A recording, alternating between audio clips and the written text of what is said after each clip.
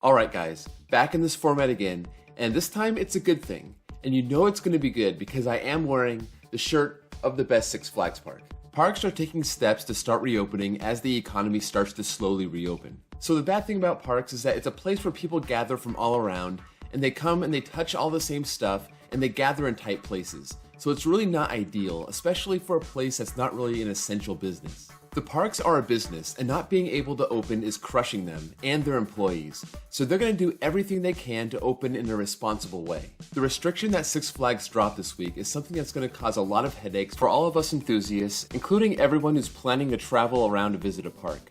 We knew that parks would limit the amount of guests they let into a park to 25 to 50 to 75%, and I thought that would just mean that we had to get to the parks early to make sure that we could get in. But Six Flags has a different system in mind, and that's a park reservation system. You'll be able to go onto their website and reserve the day that you want to go, no matter if you're a pass holder or a member or have a single day ticket. I'm not sure of the percentage of the capacity they'll let in, but I've seen parks hit capacity before, and that's a lot of people. At least when I'm thinking of Magic Mountain, 50% capacity is still an extremely busy day. I wonder if these parks will even hit their new capacity outside of Saturdays, and with people being afraid to go to the parks, it may be less of a problem. I imagine that attendance will be down because of people still afraid to catch the virus, but it also may end up that people are eager to get out and go somewhere, so I'm not really sure how this will shake out. But still, I don't want to take any chances. I have plans to go to Magic Mountain, Discovery Kingdom, St. Louis, Great America, Great Adventure, La Ronde, Over Texas, Fiesta Texas, and Great Escape later this year. I have a pretty good idea which days I'll be at these parks, but I don't want to take any chances. But I do have a lot of questions. So 1, how far in advance can we book? 2, how close to the date can we cancel? And 3, is there a penalty if we book and don't arrive? And here's another question for people like me who are traveling around. Can you have multiple reservations at once? So if you're on a trip and you want to visit Six Flags New England and Six Flags Great Adventure, can you only reserve one and then once you visit that park, then you can reserve the next? That's the way the preferred parking works. I really hope that's not the way the park reservations work. I did go on the website and ask customer service if they can give me any more details about the system, and they said they don't have any details right now. But they'll send out an email as soon as they get all the information, and that will explain the entire system. Six Flags is the one that indicated that they want to do this system, but I wouldn't be surprised if all the other parks or all the other chains did something similar, since they'll all be cutting their capacity.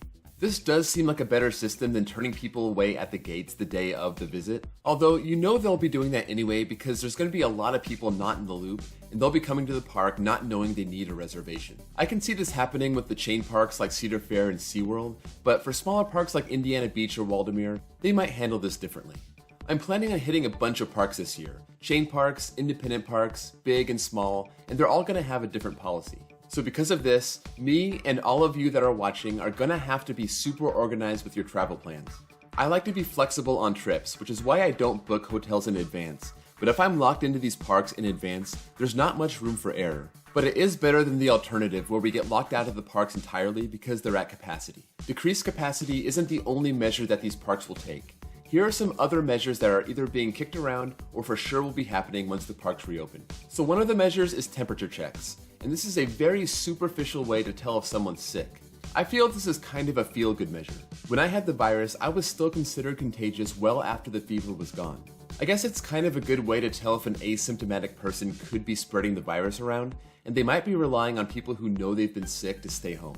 Parks will also require their guests to wear masks. This is a pretty good idea because spit is always flying everywhere at parks, and you want to keep that contained. So the question is, will parks provide masks for people that don't have them?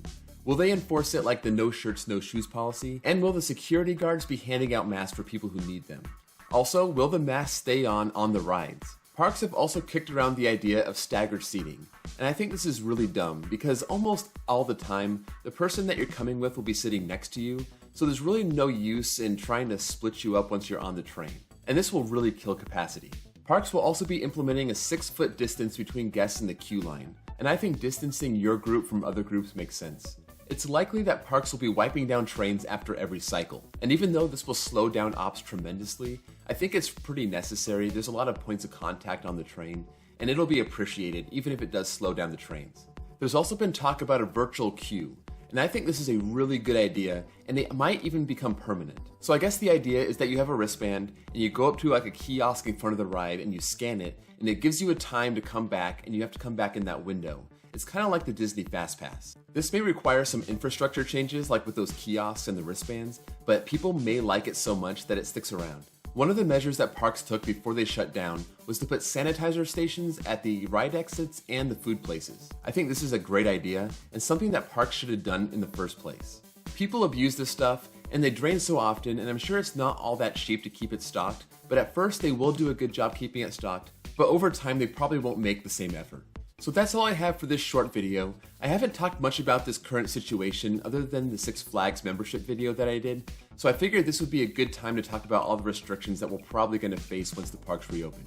This is going to be a bad year for parks no matter what, so either the parks don't open at all, or they do open and it'll be a huge pain in the butt. But at least the parks will be open. Let me know what you think about the park reservation system that Six Flags is putting into place in the comments below, as well as the other restrictions that we talked about here. Do you think the restrictions will be effective, or do you think they're being put in place just to make people feel good? Overall, I think it's great that we're talking about May or June openings instead of 2021. So that's it. Thank you all for watching, and I'll see you all next time.